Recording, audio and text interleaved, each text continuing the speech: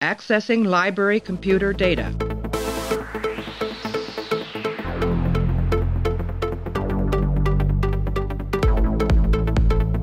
Out there are no saints.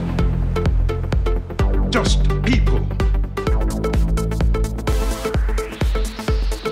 Hey everybody, welcome back to the show.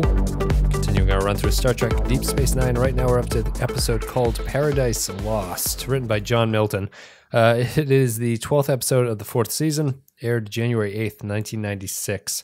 Teleplay goes to Ira Stephen Bear and Robert Hewitt Wolf. Story credit goes to Ronald D. Moore, directed by Reza Badi'i. While Starfleet tightens security measures on Earth, Sisko and Odo discover that Admiral Layton is deviously plotting to take over the planet. Clay, how are you? I'm good. I would assume that there is a saying in the Starfleet Academy, which is never trust an admiral. Yeah, ever. That's the They're lesson we've always learned. bad guys, except for friggin' Kirk, I guess. But even then, he stole a starship. He's a kind of a That's bad true. guy, just not from our perspective. True. They all get sort of like stir crazy, I guess, once they hit admiralty. So we're fresh off recording Homefront, and I guess there's a little opening thing here. What do you think? Do we need to reconsider? I had trouble with Homefront just because of how much Paradise Lost ties into it. What do you think of our current strategy of doing a podcast for each individually named episode? What do you think is better, or doing the two-parters as one podcast episode? I think it's tough with the two-parters because, like, even when we were doing Homefront, I can't remember where one ends and the other begins. Right. So yeah, it's a little difficult to kind of parse them out, and I think some of the stuff that we were talking about is easier to talk about in the context of both of the story as a whole. Yeah. So I don't know. We'll consider it. The thing is, further down the series, they're going to start doing like 6 and 8 episode arcs that are not to be continued, but they are continuing storylines. So I think I was just trying to get into the mindset of doing that. Although the two-parters are so contained that I think maybe it is better just to do them as one podcast episode.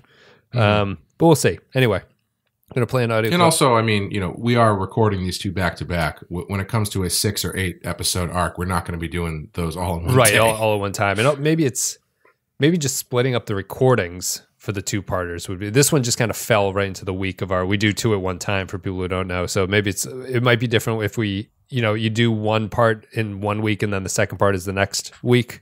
Would be the way to do it, but we'll see. Anyway, that's all behind the scenes inside baseball. We're going to play an audio clip. Me and Clay are going to come back and we're going to break down Paradise Lost. That is the bottom line, isn't it? What am I going to do?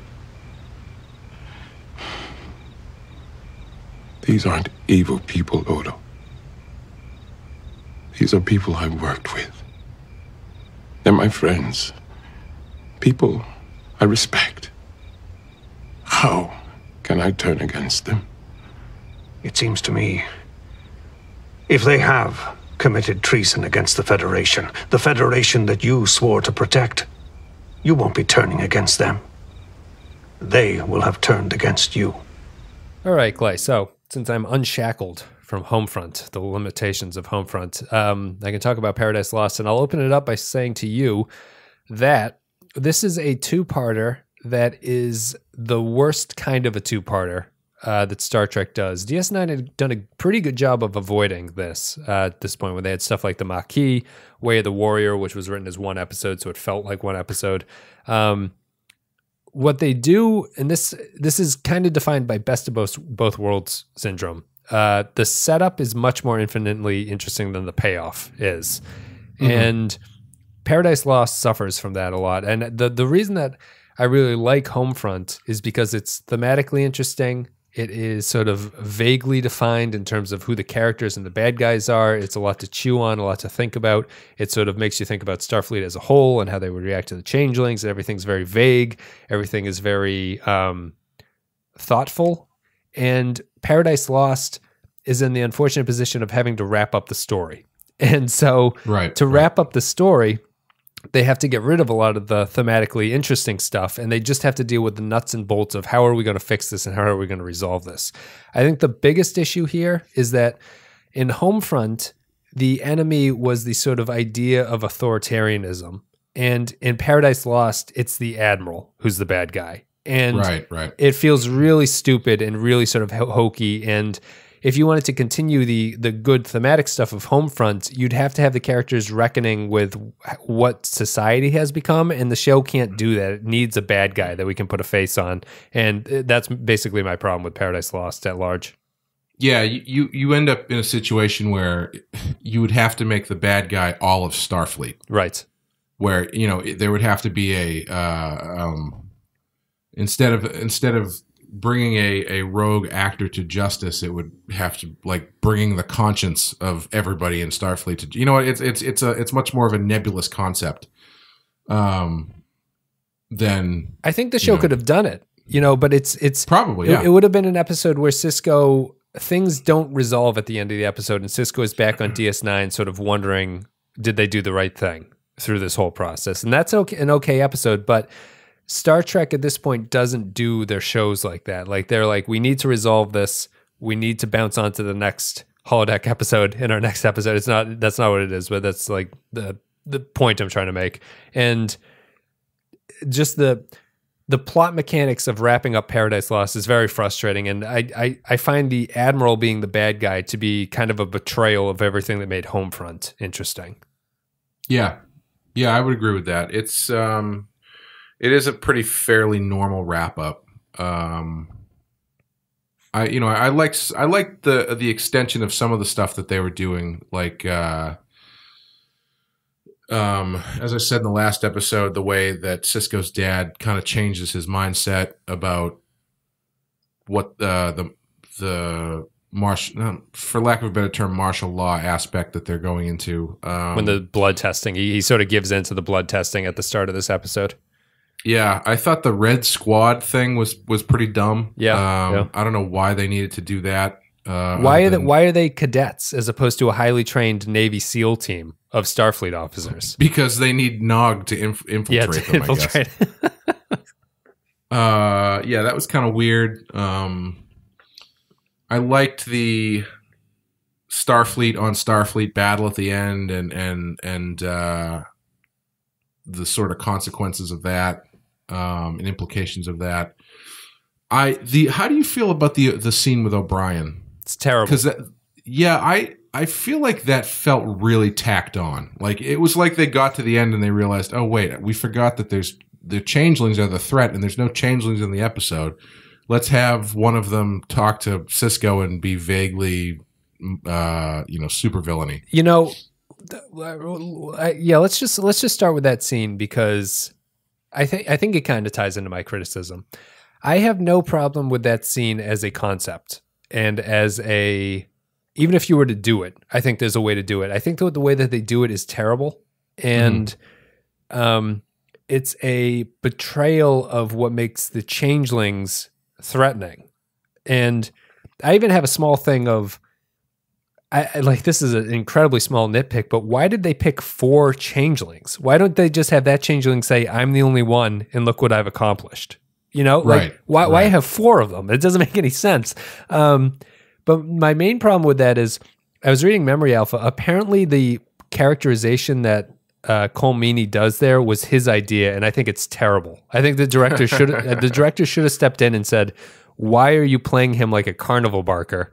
Why don't you rein this in? Because that scene should be shot like, this doesn't happen in All the President's Men, but it should be like the scene where the reporters interview Deep Throat in All the President's Men. It should have had that kind of tone to it. Like, the Changeling should be reserved. The Changeling should be totally confident, and it shouldn't be this goofy sort of laughing thing at what's going on, like some sort of like trickster god coming in. Yeah. They should be, it should have been much more reserved and much more threatening to Sisko, and then just kind of walks away at the end. And I would have been fine with that. It's really the portrayal kills me. So here's an interesting fix for that scene. What if you, instead of just having it be O'Brien, what if you do one of those things where it's just he keeps turning into the other members of the DS9 crew? Yes. And then it ends with him turning into Sisko. Yes. That's thematic, right? Yeah. Look at what I've with his line of "Look at how much havoc I've caused," and Cisco saying it to himself. Yeah. No, that's a much better idea. It's just, I'm not 100% sure Colmeany's a great actor, really. He's very good as O'Brien, but when they ask him to stretch out, it's really not that good. And as you're saying, that was a prime scene for some kind of thematic relevance there about look at what we've done. Look at what one changeling can do. I love the aspect of this is not the full focus of the Dominion, but the way that they do things like this is very effective for them. Like setting up paranoia and letting their enemies defeat themselves is their method of operation, whatever the Latin is, and modus operandi, and the MO if you're into true crime. That's right, and the fact that every unsub has an MO. The fact that they deal with that is really great, and I really love it. I just don't like the way that it's actually executed. I think that's kind of problematic. Yeah, I would agree. Let's see here. So I guess we can take this one kind of in chunks. The Starfleet coup is unnecessary, I think. The whole problem with this is that it needs plot mechanics to kick into place, and I don't think that they're actually necessary. And Layton being the villain is not particularly good to me. The Defiant fighting the other ship at the end, I like the idea, but I think that the story doesn't focus on that in a way that it should. And just the fact that Red Squad or whatever they're called is a part of this, and Cisco is talking to every admiral and every other character, and no character ever takes the time to be like, are you on my side, Captain Cisco? Like, no admiral ever checks, like, are we talking about the same thing here, or are we on a secure channel? It's all just kind of lazy in getting to where the closing argument is. And another lazy thing is just they arrest Cisco for being a changeling, right? Mm-hmm. Why does Cisco not say, give me another blood test with another person? Yeah. or let me just take a shit on the floor here to prove to you that I'm not a changeling.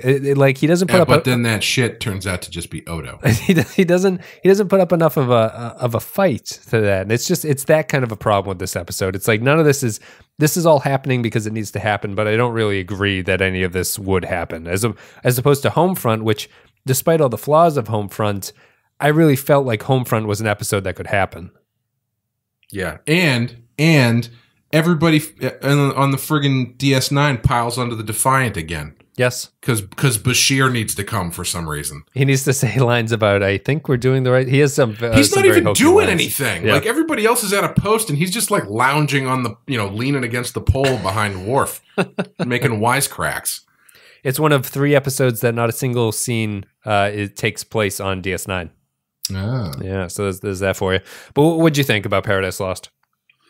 I thought it was good. Like it's tough talking about it separately because I as a whole I like talk about it in context of Homefront at this point because I think that I just did for a long time. So yeah, I liked the story as a whole.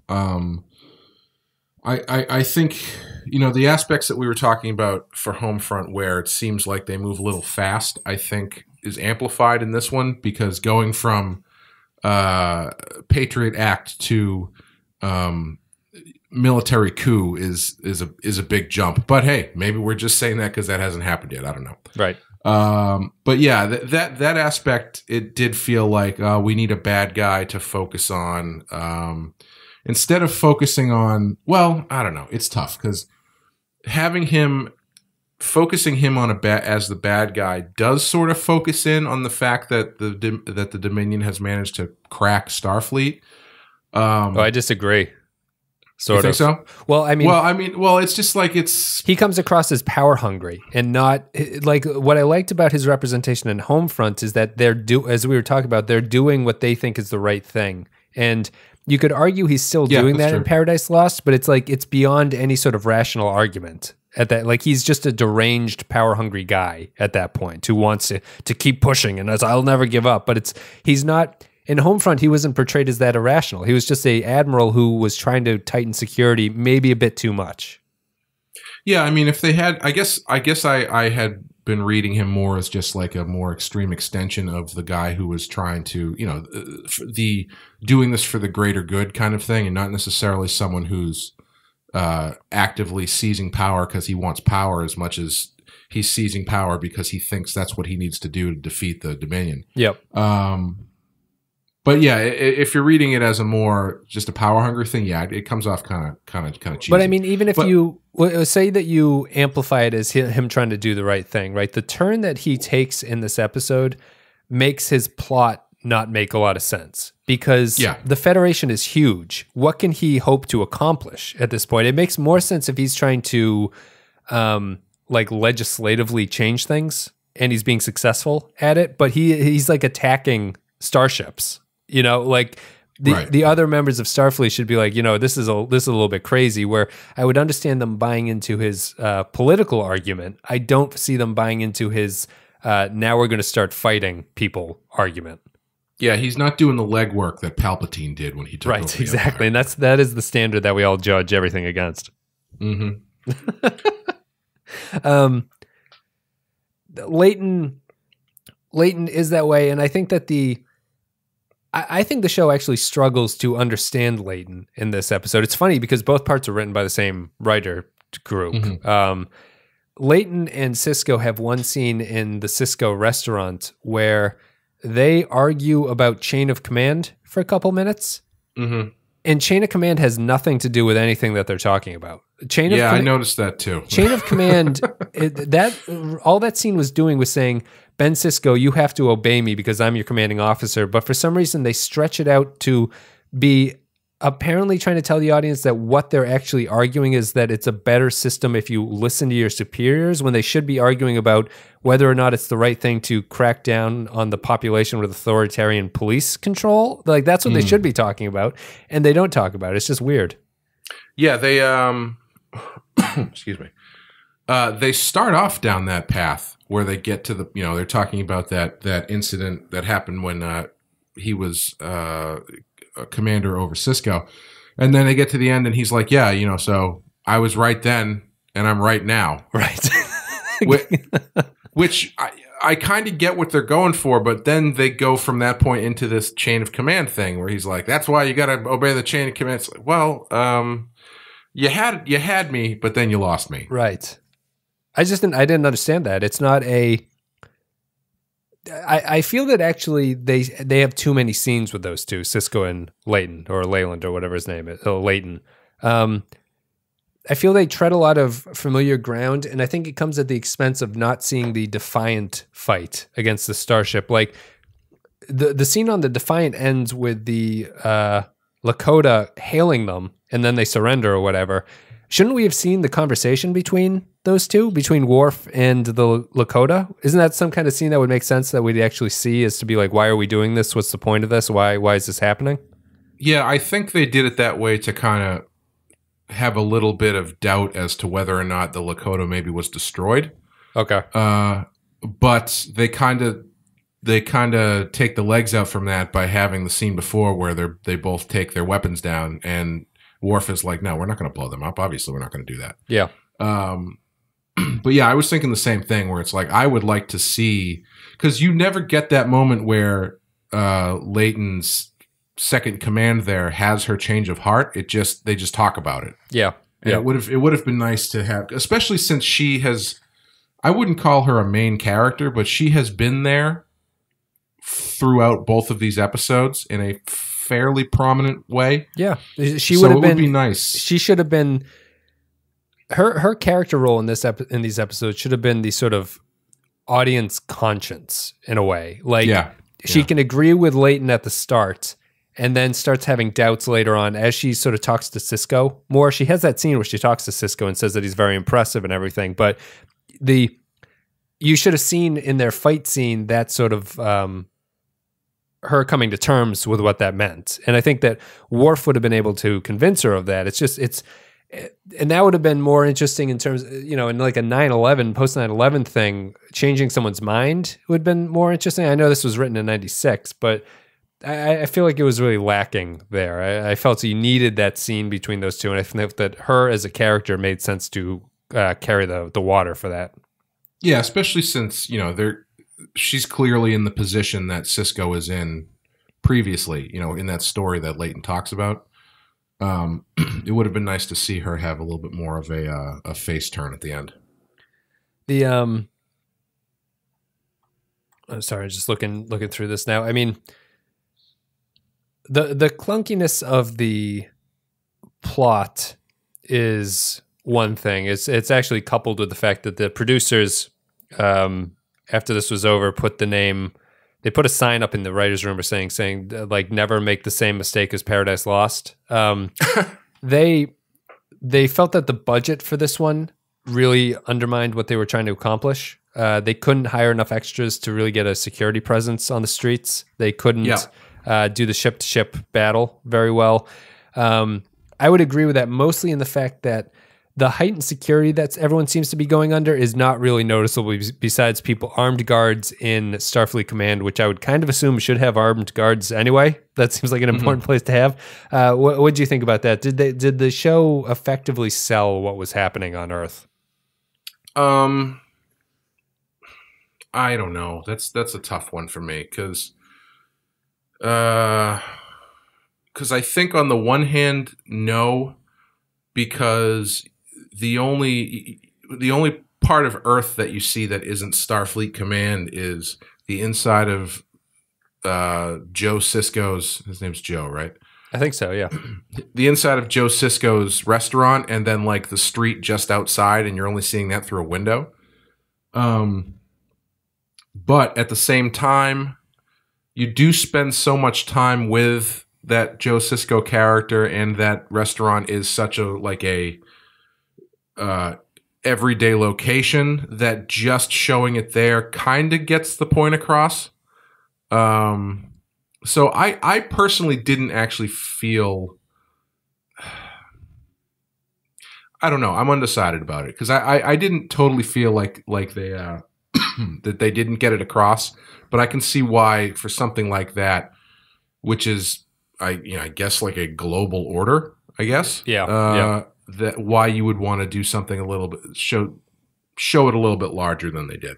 Yeah, I mean it's tough. They spend a lot of time in Cisco's office and Layton's office. It's just these small little scenes where global ramifications are happening, and the idea is there. I understand that the idea is doing everything like that, and I think the script gets the idea across. It is tough. It's almost a movie idea stuck in a television budget.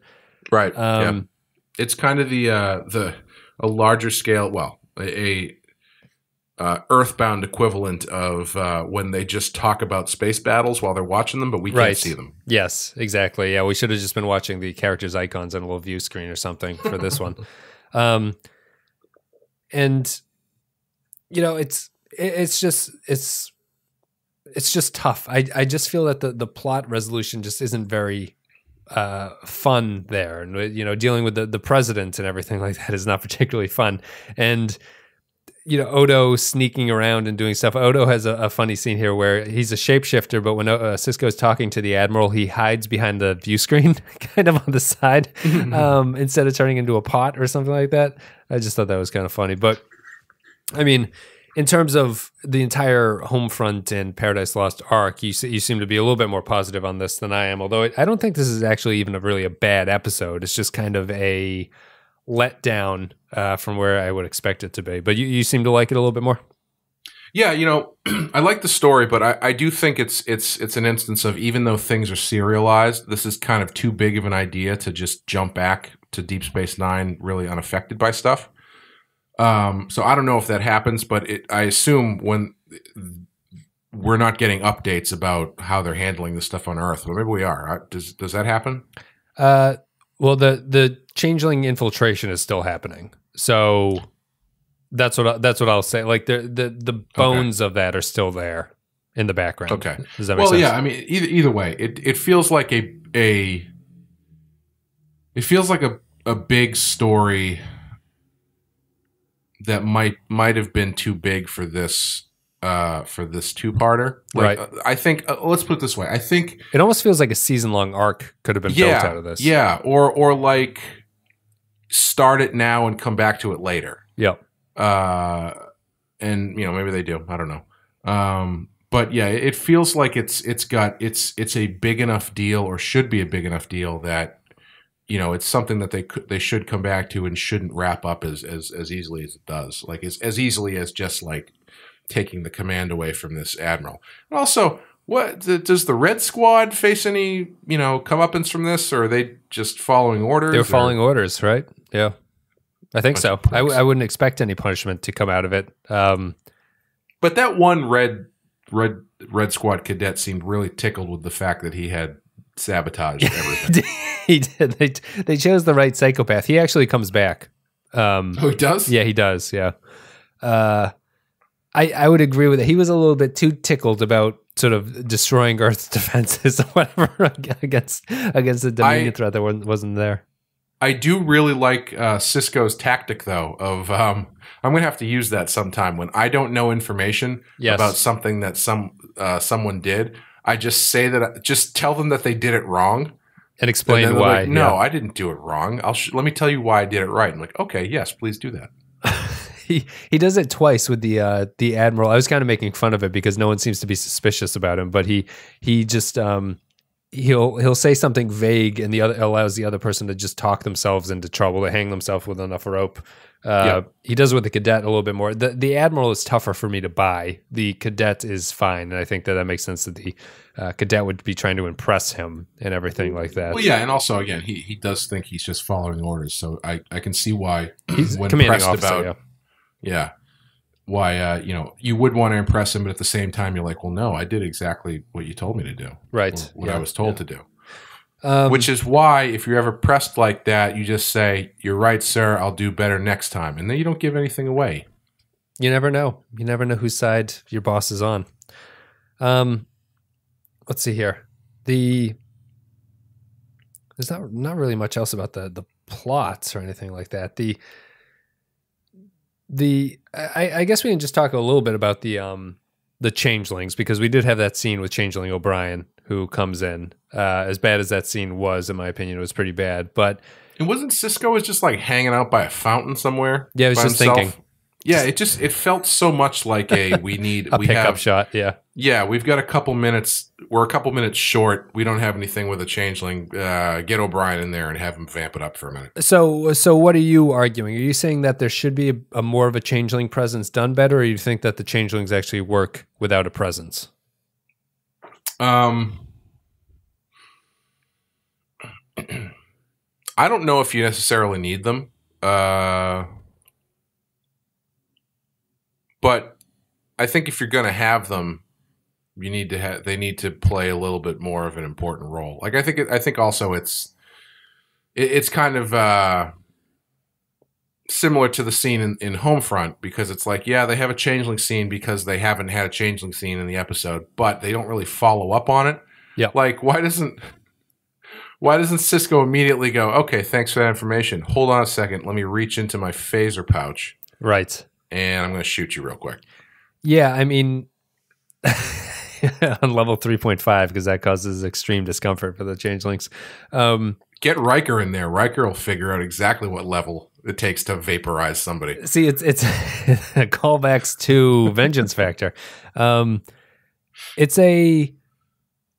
changelings are kind of in a tough spot. I sort of like the way that they handle them, but you have to show that they're actually there. Right. Yeah. You have to establish that the changelings do exist and they are there on Earth. The more you see of them, the less that you can justify how they sort of survive in there. Because, as you're saying, once you have isolated a changeling and you're all walking around armed, you should be able just to blast their ass and just call it a day. But it's one of those things. It's like if the thematics of it were better stretched or stressed, I would not care about the logistics of the plot there. Like the changeling walking away could be drawn from the fact that Sisko realizes things are a little bit too late, and he actually needs to he needs to fix the response as opposed to the actual changelings. And the changelings aren't as dangerous as in O'Brien's words, havoc that they wreak or wreak. And I think that it is really just interesting to me that the changelings operate so in the shadows, and that it's a lot of like the people's reaction to them and everything like that. It's a clever way, I don't think I mentioned this yet, of getting around the budget problems that they have of them shape-shifting. Yep. Where you don't need to show them shape-shifting a lot because that's not a part of how they handle things. It's really just this subterfuge and confusion and paranoia type stuff. And you know what would have been a nice scene in one of these episodes would have been the one where the people start getting angry at each other. You know, where they start being accusatory of each other. Which instead people? of just all just the people of the world. Oh, sure. Because there's no scene. Everyone who's not in Starfleet is just sort of like annoyed by things, but there's really no change in their demeanor. Yeah.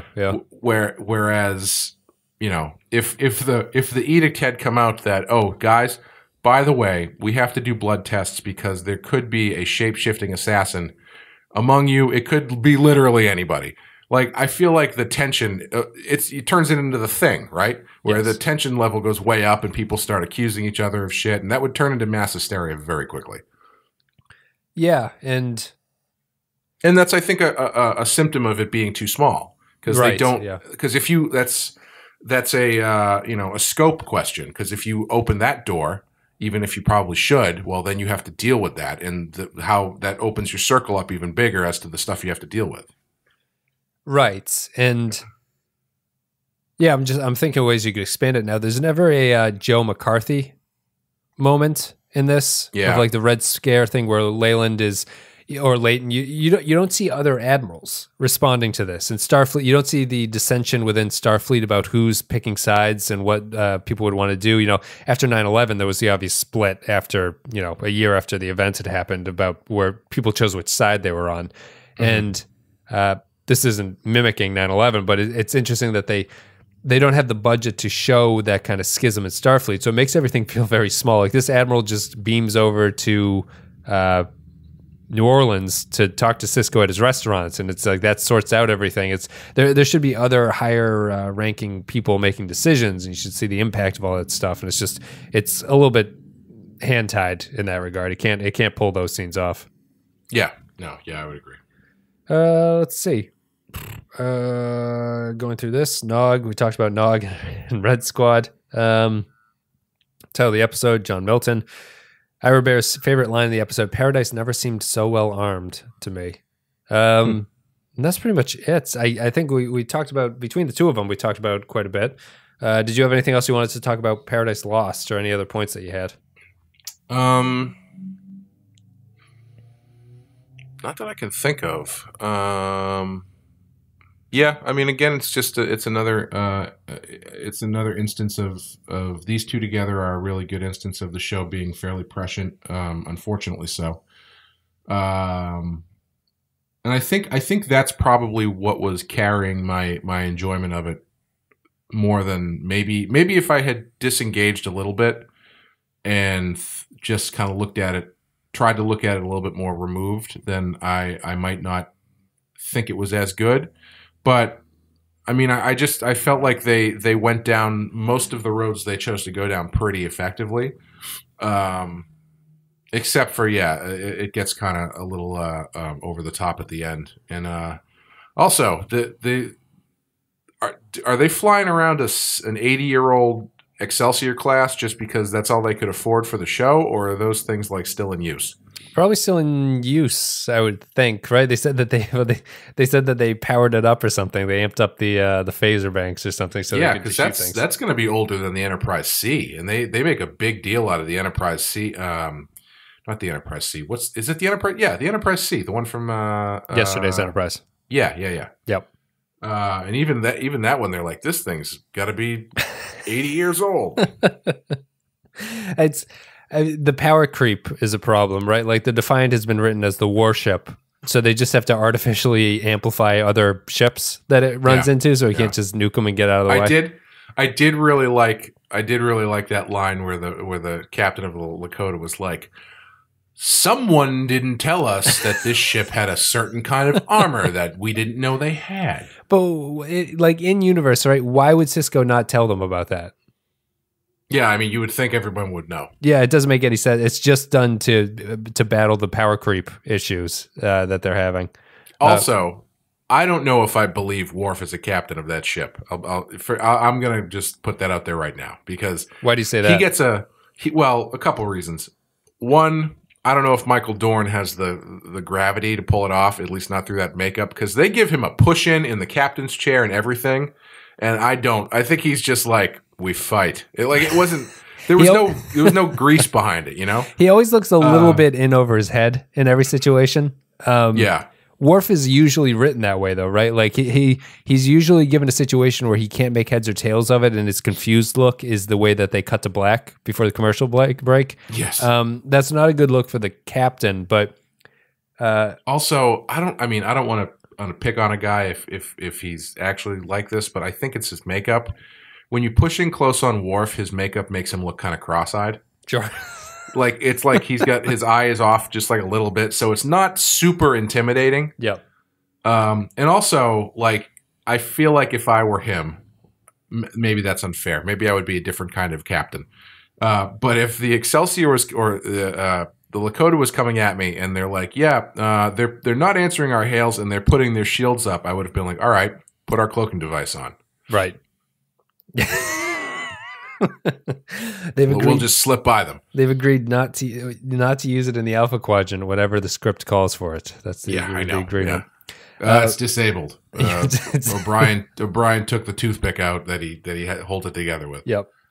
Yeah, I mean, if you his argument is that you can't drop the shields without the cloak. You can't put the cloak up without dropping the shields, and it's like, well, they can't shoot you once you get your cloak on, so maybe just cloak quickly and then be gone.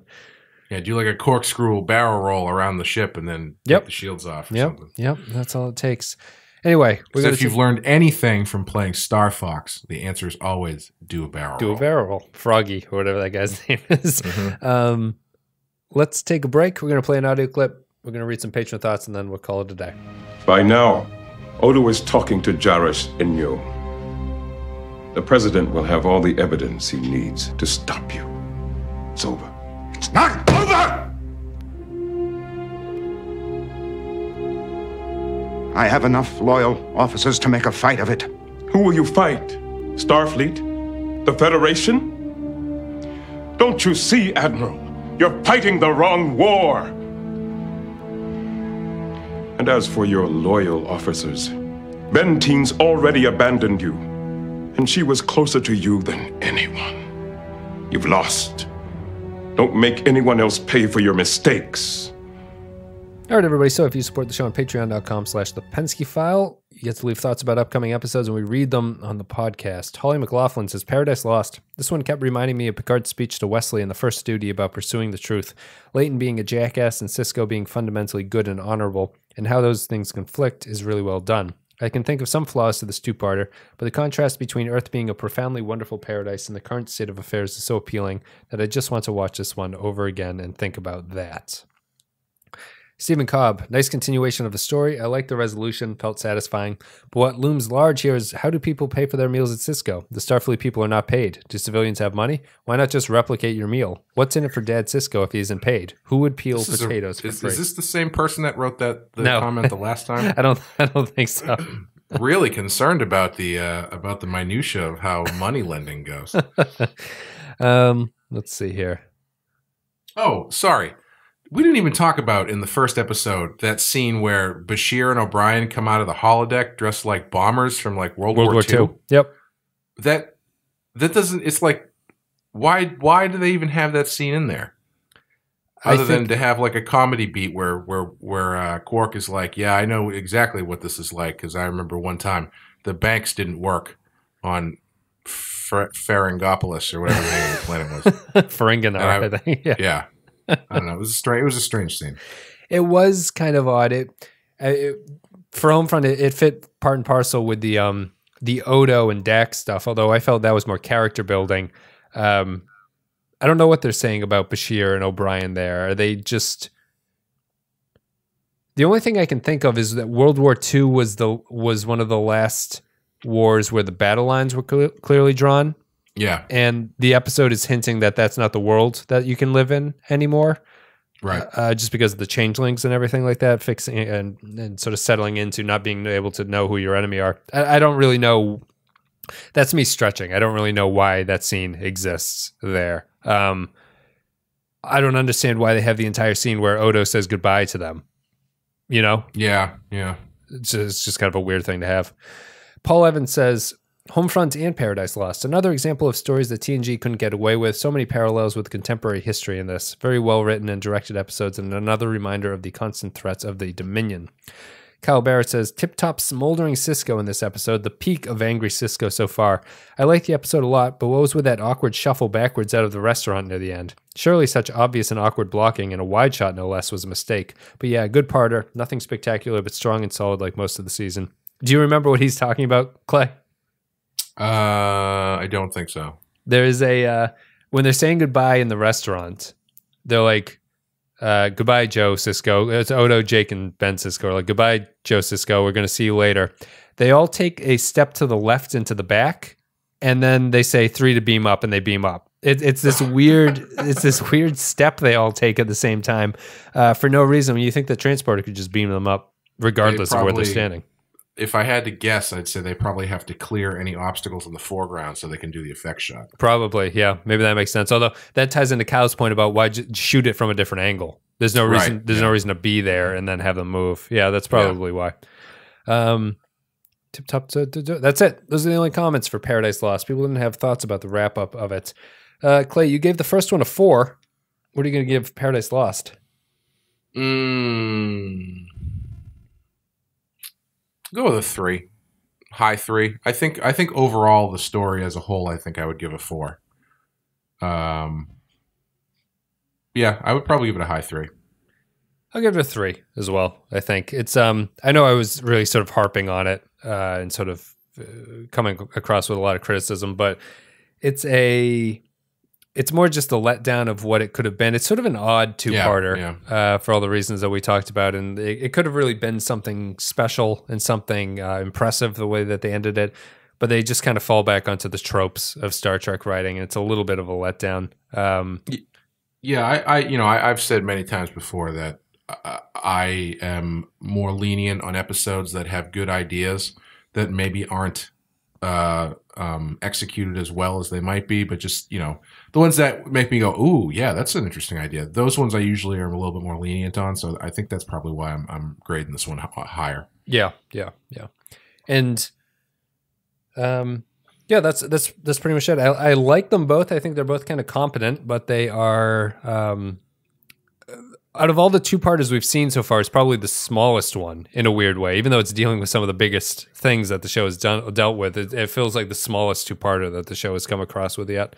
That's pretty much it. So if you guys like and support the show, you can go to all the social media things. They'll be in the links. There'll be Facebook, Twitter, Discord in the video description and the podcast blurb. You can go to patreon.com/the Pensky File if you want to support the show there. A couple dollars a month, you get extra stuff. And then you can also go to the rate the show on iTunes. That's always appreciated. We're almost at 50. Thank you very much for everyone who's recently done that. If you're on your phone, your iPhone, you can do it easily there in the podcast app. Just search the Pensky Podcast and you can rate the show. It's much appreciated. Clay, do you have anything you want to say? Yes, as of this comes out on Thursday, I believe. So as of yesterday, October 3rd, the second issue of Poser is out in stores. If you want to pick that up and check that out. And also, the Bat Ass Podcast has officially hit the airwaves. So if you're interested in hearing me and Sean Murphy talk about Batman and comics in general and stuff, then that's where you want to go. And the entire first season of the show is out. We're kind of doing like a Netflix thing.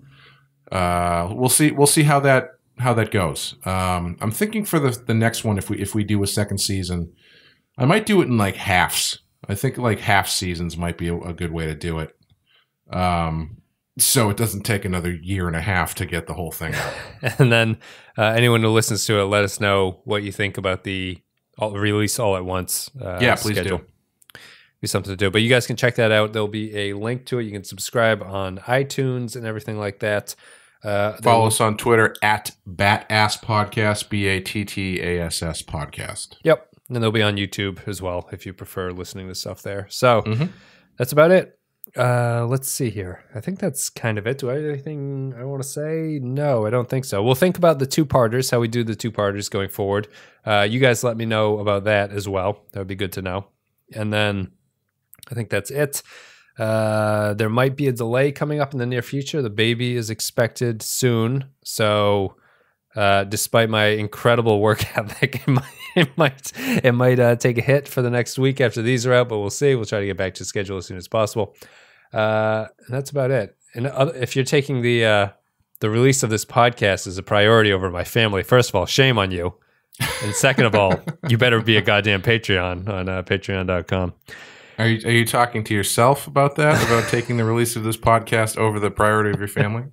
But I haven't met the kid yet. He might be a real son of a bitch. So let's see. Next episode, it'll be me and Alistair. That's just breaking down the intricacies of Deep Space Nine and block toys. I think he only knows a post 9/11 world, so he would have a lot to say about that. I'll definitely ask him his thoughts about that.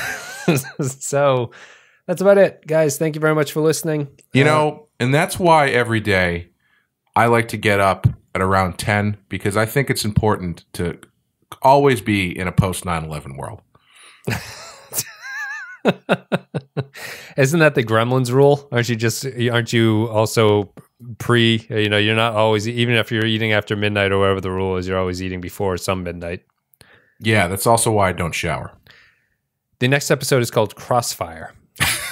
It is. The next episode is called Crossfire. We'll be back with that. I have to give a shout out to the captain patrons: Stephen Cobb, Nathan Elliott, Michael Pond, Matthew Cutler, Will Yates, Matt Flores, Samuel Custer, Santos Gonzalez, Robert Cummins, Andrew Cherlog, Spinobi, Russ Graham, Eric Johnson, Decker Sebastiani, Neil Brennan, Bradley Killens, Jay Stanley, Mike Burnett, Matthew Ross, Ben Douglas, Kyle Barrett, Joint Mango, Tarek Latif. Guys, thank you very much for your support. And that's it. We'll be back with Crossfire whenever that comes out, hopefully soon. And Clay, thank you very much for coming on. Yeah, thanks for having me. Check out Batass. It'll be up by the time this one comes out.